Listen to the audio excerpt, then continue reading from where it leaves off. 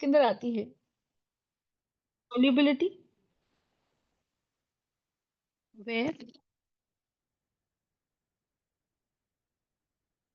complex formation is taking place.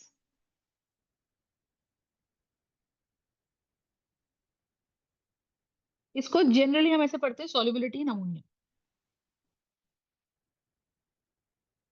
इसको generally हम ऐसे पढ़ते हैं solubility in ammonia.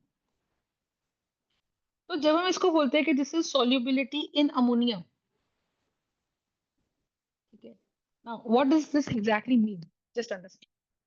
तो जब हम इसको solubility in ammonia के नाम से जानते हैं ना, तो होगा क्या आप देखो. होता ये है कि ammonia is a very good ligand. हमने ये पढ़ा है कि अमोनिया पे नाइट्रोजन पे एक लोन पेयर रहता है. We know this from the coordination compounds. तो ammonia acts as a very strong ligand. ठीक है. तो अगर अमोनिया एक बहुत ही स्ट्रॉन्ग लिगेंड है, ठीक है, ध्यान रखिएगा, अगर अमोनिया एक बहुत ही स्ट्रॉन्ग लिगेंड है, तो हम ये बोल रहे हैं कि अगर मैं नॉर्मल बात करूं कि एक तो भैया एजीसीएल को मैंने पानी में घोला, एक एजीसीएल को मैंने घोला ऐसे सॉल्ट में जैसे AgNO3 में घोल दिया, तो Ag कॉमन आयन आ गया. मैं चाहती तो AgCl को KCl में भी घोलने की कोशिश कर सकती हूँ. तो अगर मैं इसको KCl में घोलने की कोशिश कर सकती हूँ तो क्लोरीन कॉमन आयन आ गया. इन एनी वेज आप मुझे बताओ, अगर यहाँ सॉल्युबिलिटी S1 है और कॉमन आयन में सॉल्युबिलिटी S2 है, तो कॉमन आयन वाले में जितने भी AgCl आप डालोगे वो पूरी तरह से घुलने वाले नहीं है. यानी कि S2 शैल बी हाँ, लेस तो देन S1, S2 की घट जाएगी। है ना. लेकिन अब यहाँ होता क्या है, यहाँ पर ध्यान रखिएगा कि जब भी हम अमोनियम क्लोराइड को, ठीक है, सिल्वर क्लोराइड को हम अमोनिया में घोलते हैं, तो आप देखो ये टूटेगा Ag प्लस और Cl नेगेटिव. और यहाँ पर अमोनिया अपने लोन पेयर से इसमें कोऑर्डिनेट बॉन्ड बनाएगा और एक कॉम्प्लेक्स बनाएगा. और हमने कॉम्प्लेक्सेशन रिएक्शंस में कॉम्प्लेक्स बनाने की टेक्निक सीखी है कि जो भी मेटल आयन का चार्ज है उसका डबल कर दो, उतने लिगेंड्स जोड़ दो, और मेटल का charge will remain the same. है ना. Yes ma'am. तो ये कॉम्प्लेक्स बन जाता है, ये कॉम्प्लेक्स हमारा बन जाता है. तो आप ये चीज समझो, इस चक्कर में पता है क्या होता है, इस चक्कर में हमने मान ले 10 मोल भी डाल दिए ना AgCl के, तो पूरा का पूरा 10 मोल कंज्यूम हो जाएगा. मतलब हम ये पढ़ना है कि solubility of AgCl in ammonia is very high due to the complex, due to the complex formation. Ma'am, ये सिर्फ और EgCl में होता है या किसी भी सॉल्ट के साथ होगा? देखो, ammonia generally D block elements जितने भी होते हैं, अमोनिया उन सब के साथ कॉम्प्लेक्स बनाता है. ठीक है. ओके। लेकिन जैसे अगर मैं आपको ये बताऊं कि आयोडीन जो है वो KI के साथ बहुत ज्यादा अच्छे से घुलता है, क्योंकि iodine combines with I negative और ये ट्राई आयोडाइड आयन बना देती है. ठीक है. तो जहां पे भी कॉम्प्लेक्स फॉर्मेशन होगा, अभी हमारे सिलेबस में जनरली अमोनिया आता है, पर जैसे जैसे अब आप देखो इसकी टेक्निक क्या है मैं आपको बताऊं. जितने भी हमने सॉल्ट एनालिसिस पढ़ा था, उस सॉल्ट एनालिसिस में जितने भी हमने सॉल्ट्स पढ़े थे कि भाई एसिडिक रेडिकल, बेसिक रेडिकल, वो अगर हमको याद होगा तो हमारे लिए ये टाइप के क्वेश्चंस याद करने या सॉल्व करने आसान होंगे, क्योंकि उसमें हमें पता है कि कौन चीजों को मिला के कॉम्प्लेक्स बनता है. ठीक है. तो वो पढ़ लेंगे, कोई ओके दिक्कत नहीं. मैम। अभी आप इसको समझो. अब जैसे इसमें ना आपको इस तरह के क्वेश्चंस में क्या दिया जाएगा, ध्यान से देखो. हमें बोला जाएगा, कहता है find the solubility of 1 molar AgCl in 1 molar ammonia. Given that, given that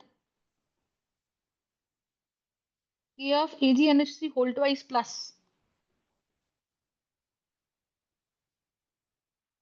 is 10 की पावर 8 और KSP of AgCl is 10 की पावर -7. अब आप समझो क्या प्रोसेस कैसे होती है, आप सोचो. ये डाला, ऑब्वियसली अमोनिया भी एक्वस ही होता है, तो थोड़ा बहुत पानी तो होता ही है, क्योंकि हम जब बोलते हैं 1 मोलर अमोनिया, इसका मतलब 1 मोल्स ऑफ अमोनिया का सोल्यूशन है भाई, पर लीटर ऑफ वाटर. समझ रहे हो. तो पानी तो अमोनिया का है ही. तो अब मैंने क्या करा, जब यहाँ AgCl नीचे पड़ा था, तो तुम ऐसे समझो कि भाई अमोनिया बाहर घूम रहा था, ऐसे अमोनिया लिक्विड है तो अमोनिया घूम रहा था, यहाँ नीचे पड़े हुए एजीसीएल, एजीसीएल, एजीसीएल। अब जैसे ही पानी ने एक एजी प्लस और सीएल नेगेटिव अलग करा, तो नीचे ऐसे करके 100 एजीसीएल पड़े हुए हैं। तो हमें लगा था कि बीकर में भैया एजी प्लस और सीएल नेगेटिव क्या करेंगे, एजी प्लस सीएल नेगेटिव को अपनी तरफ अट्रैक्ट कर रहा था, सीएल नेगेटिव एजी प्लस को अपनी तरफ अट्रैक्ट कर रहा था। तो पानी इनके बीच में दीवार बनी पड़ी थी कि भाई मैं इन दोनों को मिलने नहीं दूंगा। तो पानी ने क्या करा, पानी ने इनको घेर लिया कि भाई देखो मैं पानी हूं, मैं अपने नेगेटिव एंड से एजी प्लस को घेर लूंगा, और मैं पानी हूं, मैं अपने पॉजिटिव एंड से सीएल नेगेटिव को घेर लूंगा। बात समझ में आ रही है? तो इनको दूर दूर कर दिया, यस तो एजी मैम। प्लस और सीएल नेगेटिव बीकर में घूमने लगे, लेकिन साथ में आपकी बार अमोनिया था। तो 100 एजीसीएल में से जब एक एजीसीएल गया तो पीछे 99 एजीसीएल बचे पीपीटी फॉर्म में। लेकिन जो एक एजी प्लस गया उसको अमोनिया ने घेर लिया, और हर दो अमोनिया ने इसके साथ बॉन्ड बना लिया। तो अब जब एजी प्लस बिजी हो गया अमोनिया के साथ, तो आप मुझे बताओ अमोनिया कैसे कोऑर्डिनेट बॉन्ड बनाता है? दो में से एक इलेक्ट्रॉन उसको दे देगा, एक अपने पास रखेगा और बॉन्ड बनाएगा।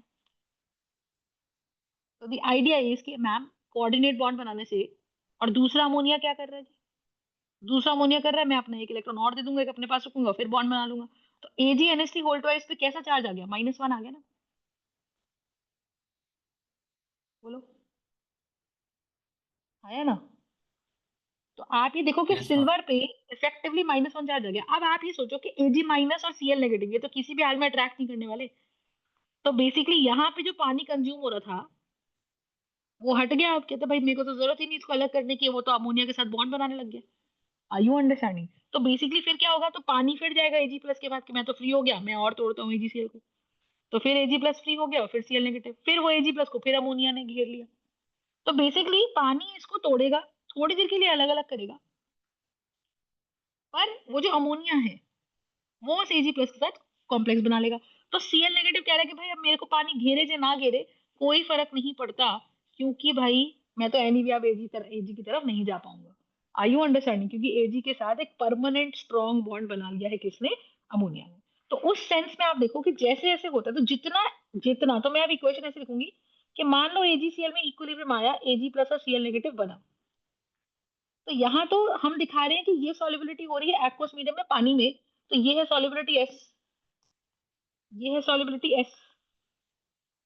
और जो एजी प्लस आया, ये जो एजी प्लस आया भाई बनते ही ये किसके साथ चला गया, ये अमोनिया के साथ चला गया।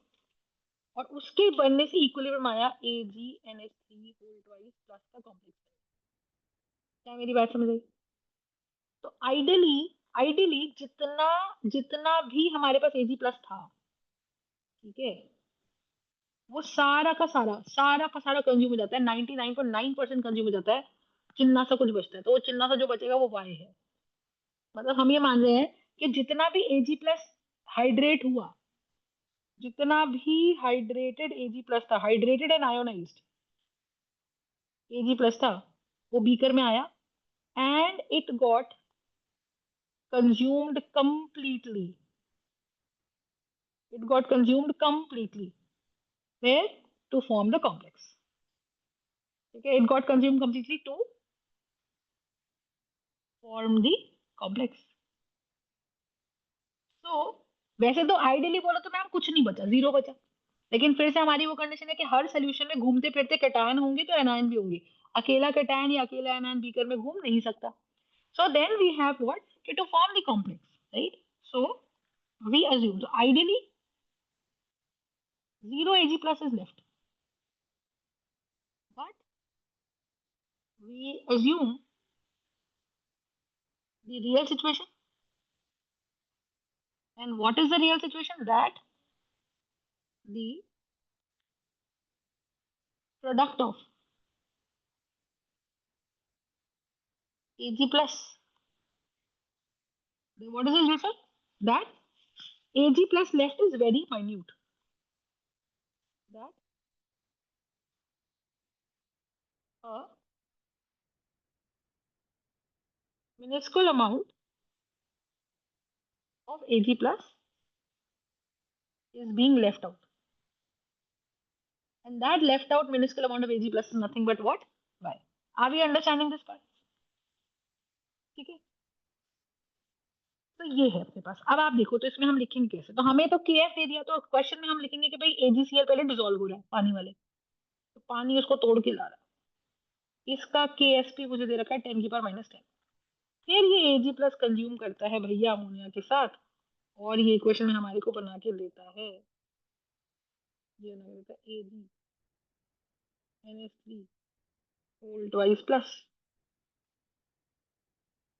तो आप बताओ, ये तो हमने 1 मोल लिया था टोटल, तो 1 में से कितने मोल्स बचे? तो मैंने कहा कि ये एस मोल्स बने, ये एस मोल्स बने जो डिसॉल्व हुए, ठीक है। तो जितना जितना एजी प्लस था आइडियली हम मान के चले पूरा कंज्यूम हो गया, तो 1 मोल में से, और एक एजी के साथ 2 अमोनिया जाता है, तो एस एजी के साथ 2 एस जाएगा, है ना। पर एजी प्लस खत्म हो जाना चाहिए 0, पर अगर एजी प्लस खत्म हो जाएगा तो फिर आप सोच के देखो इस वाले इक्विलिब्रियम रिएक्शन में कोई मतलब नहीं बनेगा। तो हम नीचे डिनोमिनेटर में 0 तो नहीं ले सकते, तो हम कहते हैं कोई वाई बचा, पर ये वाई बहुत वाई बचा, जो वाई बचे, वाई मोल्स बचे, ये it's very small, it's very small value. Are we understanding? And because it's a very small value, what do we have? We will say कि मैम इसका kf का value इन्होंने मुझे दे रखा है 10 की power, how much is this value given to me, 10 की पावर 8।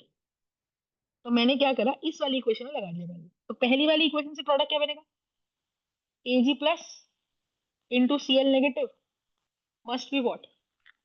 तो बीकर में जब ये देखो ये दोनों रिएक्शन साइमल्टेनियसली हो रहे हैं, तो एस बना, एस कंज्यूम हो गया अमोनिया के साथ, तो पीछे जो बचा वो भी तो वाई मोल्स ही बचा यहाँ पर,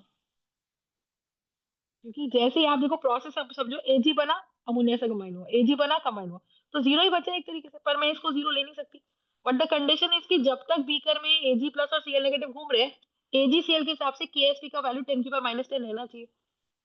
तो आप ये सोचो कि वो प्रोडक्ट को सेम करने और ये केएसपी क्या है, ये है कि एजी प्लस और सीएल नेगेटिव का प्रोडक्ट।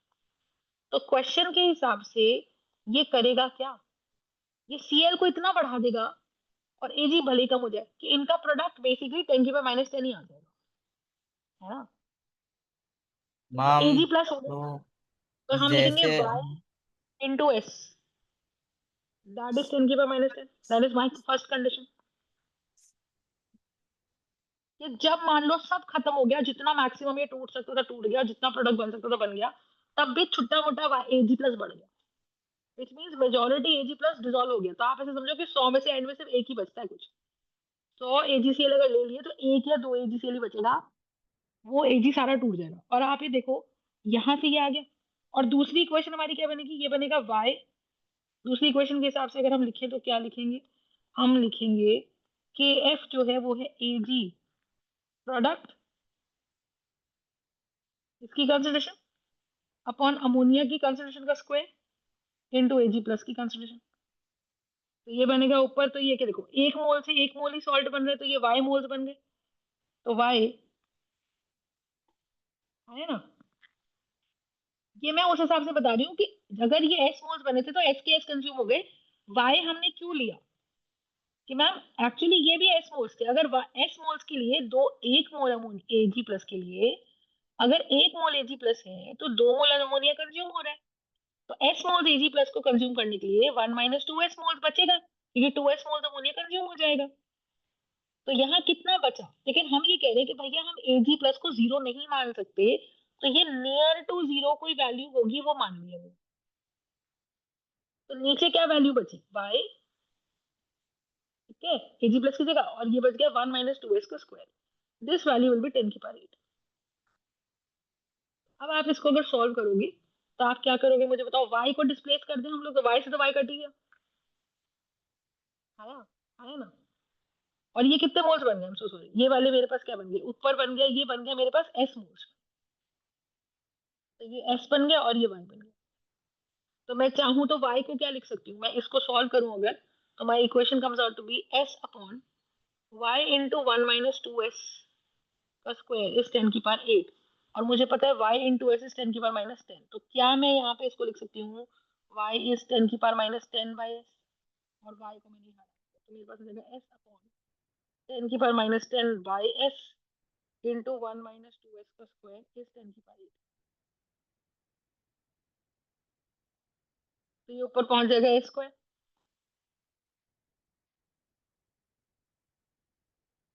ठीक है, तो once you solve it what will you get, आपको मिलेगा s अपॉन 1 minus 2s, इसका तो पूरे का होल स्क्वायर ले लो।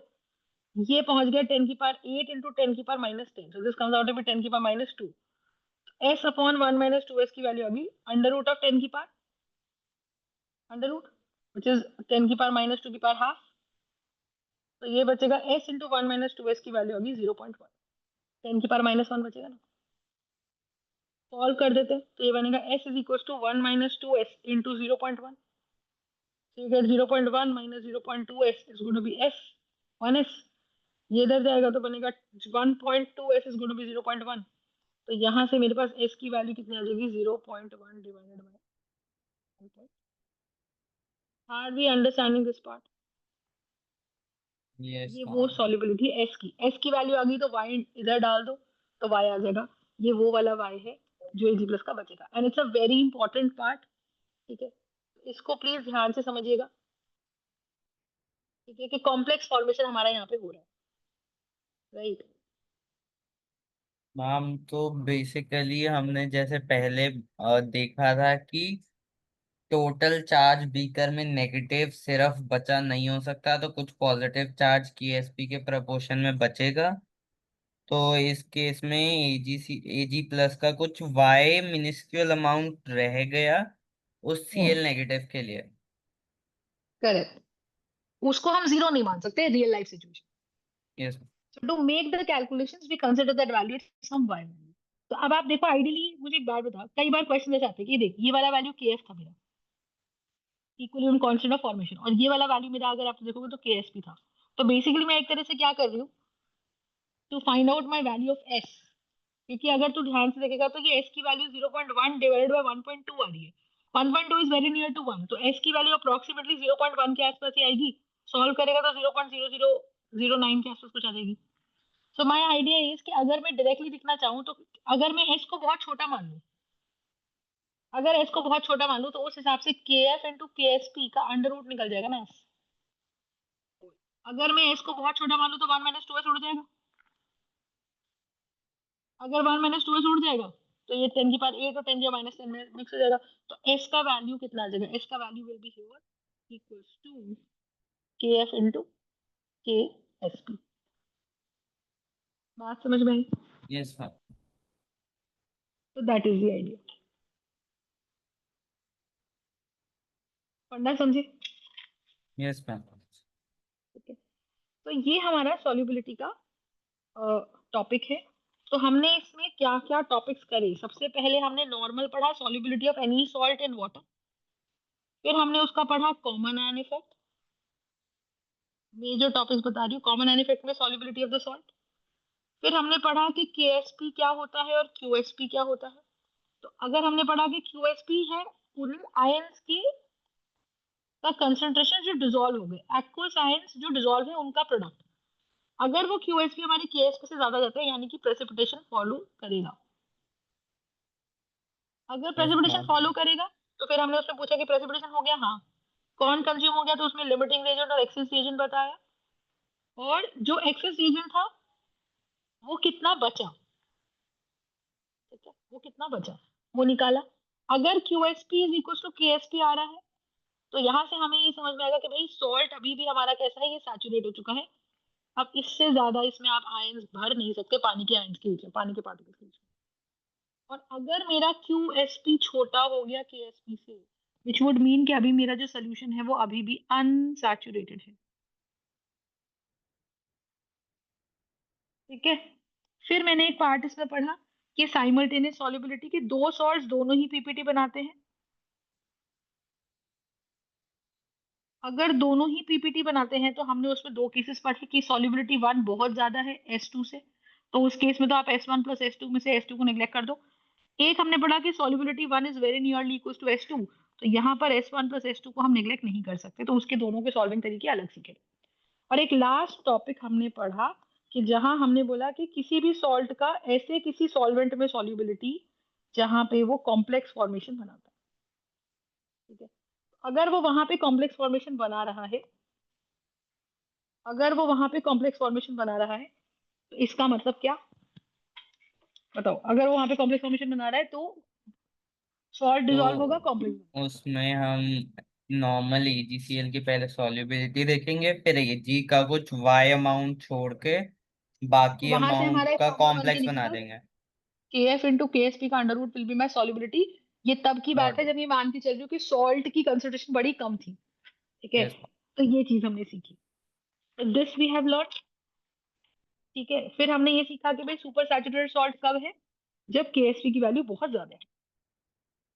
अब इसमें ना एक क्वेश्चन आता है, देखो क्वेश्चन कैसे आता है, sometimes they ask you the units of solubility, ठीक है, and they also ask you the unit of Ksp. तो जैसे मान लो मैंने एजीसीएल दिया, एजीसीएल टूटा, this is giving me concern AG plus और सीएल नेगेटिव आयंस दे रहा है बीकर में और एक्वस फॉर्म में है।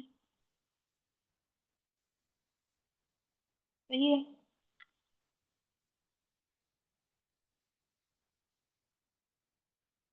ठीक है, तो ये मुझे क्या दे रहा है? ये मुझे एजी प्लस और सीएल नेगेटिव दे रहा है। तो माय पॉइंट इज कि भाई ये एस है, ये एस है। अच्छा, एस क्या है? Solubility is represented in moles per litre. तो मैं अगर यहाँ से केएसपी का एक्सप्रेशन लिखती हूँ, तो मैं लिखूंगी एजी प्लस की कंसंट्रेशन इंटू सीएल नेगेटिव की कंसंट्रेशन, यानी कि ये भी मेरा मोल्स पर लीटर में आ गया, इंटू ये भी एस में आ गया। तो ये मेरे पास बन जाएगा एस स्क्वायर और यूनिट बनेगी मोल स्क्वायर पर लीटर स्क्वायर। तो बेसिकली यहाँ से केएसपी का एक्सप्रेशन जो है वो एस स्क्वायर है, पर केएसपी की unit is basically mole square per litre square, which is basically nothing but molarity square, because it's like moles per litre का ओवरऑल स्क्वायर। ठीक है, तो हमें यहाँ से ये वैल्यूज पता होनी चाहिए। तो कई बार यूनिट का क्वेश्चन भी आ जाता है। ठीक है, एक हमारे पास इसमें क्या पार्ट आता है देखिएगा, एक हमारे पास इसमें पार्ट आता है क्या, कि उसने बोला कोई रैंडम सॉल्ट है AX B, this is an equilibrium with. अब how do you break it? First of all जो संडा सैड कि AX बी वाई में जो B है वो माइनस एक्स है और A जो है वो प्लस वाई है, क्योंकि जो Y नीचे आया उतर के, ये A का कंसंट A का चार्ज है, और जो X आया वो B का चार्ज है। और पहले हमेशा पॉजिटिव आयन लिखा जाता है, बाद में हमेशा नेगेटिव आयन लिखा जाता है। So this is an equilibrium इस तरीके से। हाँ, है ना? Yes ma'am. तो आइडिया ये है। अब आप मुझे बताओ, अब मुझे इनका एलसीएम जो होता है, हम अगर तेरे को याद हो तो हम ऐसे करते थे, ए का चार्ज +2 और बी का चार्ज -3, तो प्रोडक्ट बन जाएगा 6, है ना? तो 2 को मैं 3 से मल्टीप्लाई कर दूं, 3 को 2 से कर दूं, तो बेसिकली मैं ऐसे बोलती थी कि मुझे टोटल पॉजिटिव और टोटल नेगेटिव सेम चाहिए। तो A+2 के मैं ऐसे 3 ले लूं। 3 क्या है? चार्ज है, मैग्नीट्यूड इसका है। तो क्या मैं बोल दूं कि A+Y टाइप के कैटायंस में X ले लूं, और B-3 की मैं 2 ले लूं। तो मैं अगर यहाँ से B-X लिख रही हूँ, तो इस तरीके के एनायंस में Y ले लूं। तो यहाँ से एक का चार्ज प्लस वाई, तो एक्स कैटायंस का चार्ज एक्स वाई, तो total positive charge plus X Y हो गया। और यहाँ पे भी total negative charge minus X Y हो गया, क्योंकि अगर एक का चार्ज माइनस एक्स है तो वाई एनायंस का चार्ज माइनस एक्स वाई है। तो ये कैटायन है और ये माइनस एक्स वाई है। बात समझ में आ रही है क्लियर? अब मैं अगर इसका लिखना चाहूँ कंसंट्रेशन, इसका मैं केएसपी का एक्सप्रेशन निकालना चाहूँ इन जनरल, तो KSP is nothing but what, the concentration of A+Y ions की power x into the concentration of B-X anions की पावर y।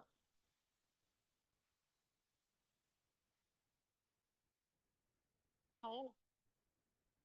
तो ये क्या है? ये है x इंटू सॉल्युबिलिटी। तो अगर इसमें से s मोल्स टूटे तो ये x इंटू एस बना, और ये y इंटू एस बना। क्या मेरी बात समझ में आ रही है? यस इसकी मैम। पावर x और ये y इंटू एस की पावर y। तो this is going to be nothing but what, this is going to be my KSP। तो my KSP here is going to be what, x की power x into S की power x into y की power y into S की power y। तो ये basically बन गया x की पावर s की power x plus y into x की पावर x इंटू y की पावर y।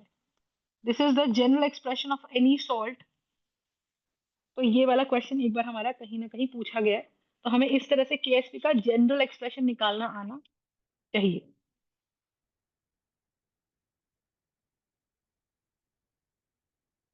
ठीक बात है। Yes ma'am. ठीक है, so this is the basic idea of how things basically work. तो ये हमारा सॉल्युबिलिटी वाला पोर्शन है जो हमें अच्छे से आना चाहिए। ठीक है जी, इसको हम इस तरीके से अब करेंगे। तो ये हमारा सॉल्युबिलिटी वाला पोर्शन है। So now you can try questions from solubility, right.